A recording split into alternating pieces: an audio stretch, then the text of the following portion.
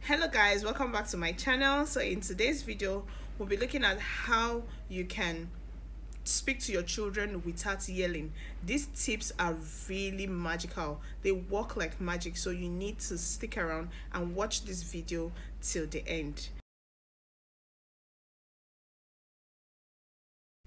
First, I want you to understand that there are no stubborn children. Children are just strong-willed and they know what they want, and they want you to listen to them, respect their choices, do things the way they want. So it's left for you as the mom to know how you can deal with situations like this when they come up. And most especially for toddlers, because they have no understanding of what the society expects from them. They don't know how to respect themselves or respect people, because they are still growing. They want you to listen to them. They want you not to force your decision or your choices on them. That is why you see that most times they want to rebel and what you call, in quotes, stubborn behaviors, but they are actually not being stubborn. They just want you to listen to them. They just want you to hear them. When you refuse that decision and you try to force your decision on them, they get really angry and upset, and that could lead to an outburst or throwing tantrums. So at the end of this video, you will learn how to talk to your children without yelling, and also get them to do the things you want them to do. Don't go anywhere.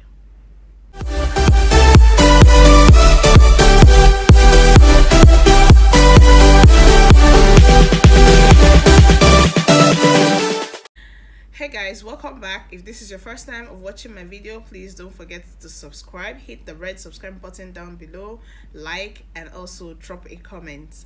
So the first thing that I want you to know is, do not argue with them. Don't. Kids, when they are angry, they can say stuff, get angry, murmur, and even break things.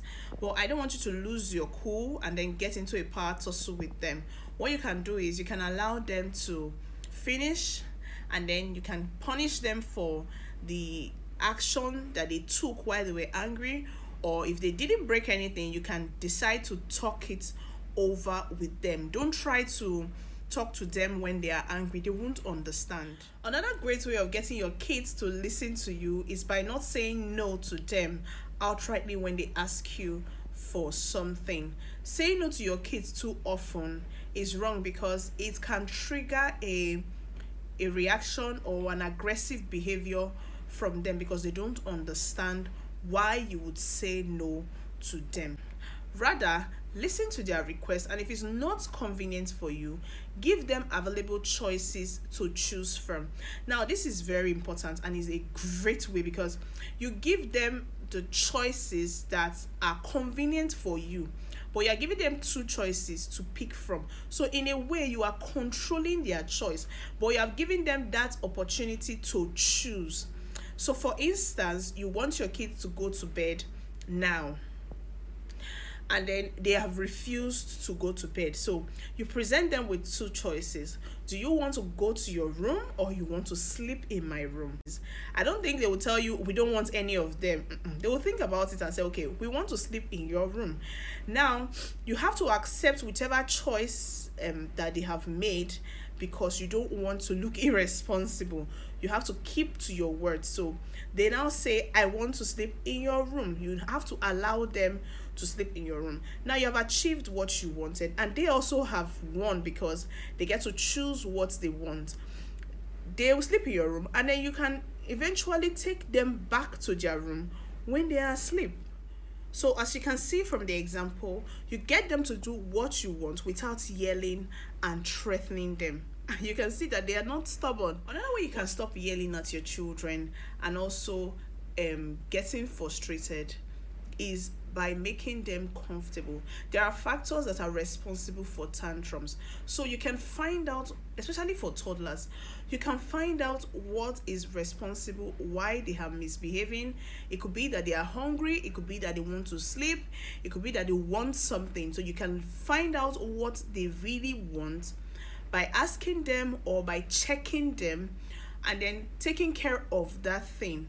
and you find out that you have taken care of the entire situation. I know you might be thinking, oh, I know of children who throw tantrums for nothing and misbehave. Yes, you should be able to draw the line. You should be able to know when kids are just throwing tantrums and when they actually need something. For me, when I realize that my kids are being naughty, I just ignore them and allow them to do what they want to do. When they are tired, they would stop. But if there is actually a problem and they are crying really hard, especially for the younger ones, you should be able to find out what the problem is and then sort it out. So let's take a very common example. You take your kid to a shopping mall and your kids are running around playing and destroying things, and you're just there yelling, stop doing that, don't do this. Instead of doing that, you can engage them in the shopping, where you ask them, oh, what do you think about this? Should we take it? Should we leave it?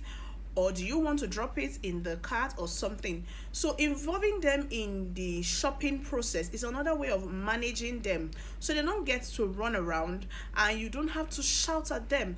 If people see you shouting at the mall like that, they'll think, oh, this woman's child is too stubborn, or this woman shouts too much.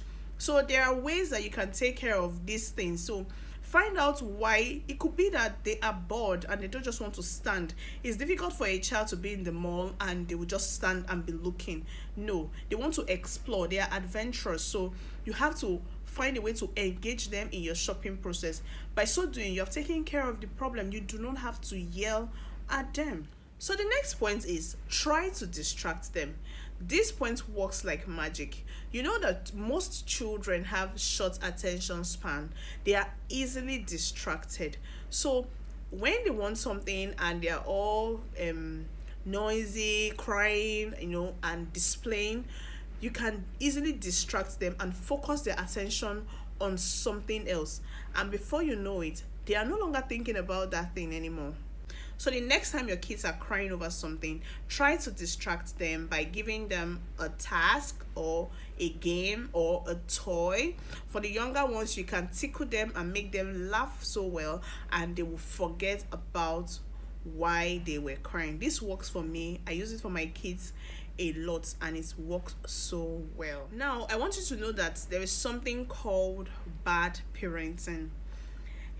A situation where you want to give your kids everything they ask for. You want to do everything for your kids, and it's very common with parents who say, oh, I lacked this when I was growing up, I didn't get the opportunity to use this, I didn't get opportunity to eat this, and everything your child asks for, you want to give them. See, you're not doing your children any good. It causes more harm than good. The disadvantages is higher than the advantage. I know we want to give our kids the best, but bringing up your kids with an entitlement mentality is a time bomb waiting to explode, where your kids cannot take no for an answer. Parenting is not a very simple task, so you need to be really, really smart. Be smart when you're taking decisions as a parent. Bringing up your children and making them entitled is not a very good thing at all. You are depriving them of a normal social life, so they can't work in a place where their bosses will tell them no. They can't have a relationship where the girl will tell them no or the guy will tell them no, and the next thing they are committing suicide and drinking and smoking and all, and that's is your fault. You have failed as a parent. So training your children in a manner where they are able to take a no for an answer would save you the drama they put up each time you refuse them something, and this is very, very important. And it begins with snacks. It begins with a phone, TV. Your child always wants to use your phone to watch cartoon, and you always give them the phone. Now let me tell you something. one day they are going to disgrace you, they're going to embarrass you in public, and you're in a group of people and you want to use your phone and your child asks for the phone and you refuse to give your child, and your child starts misbehaving in public. People are going to call you a failure. People are going to say you have not trained your child very well. So you don't want to always defend yourself every time your child does something. So it's in the training. You have to give them a proper training. In fact, it's not every time they cry for things that you give it to them. My children, they know if you want something, you need to ask properly. If you cry, you are not getting that thing. They know. They are young, but they know. If you cry about something, you're not getting it. Even when they forget to ask properly, I remind them, ask nicely, and they're like, please, mommy, can I? And they wait for my response. If I say yes, yes. If I say no, they know that a no is a no, and they take it, even though they may not like it, but they would eventually get over it. But I'm not saying that you should always say no to your children, like I mentioned in my first point. But as much as you can, you have to train them to be able to know when they need something and when they do not need something. So they have to listen to you as the parent. If you're able to do this, you're saving yourself stress, and you realize that a refusal would not lead to a tantrum or an outburst. So you have realized as a parent that your kids are not stubborn. You just need to change your parenting style and also work on your tactics when dealing with your children. Thank you so much for watching. See you next time. Don't forget to subscribe and also like this video. Bye.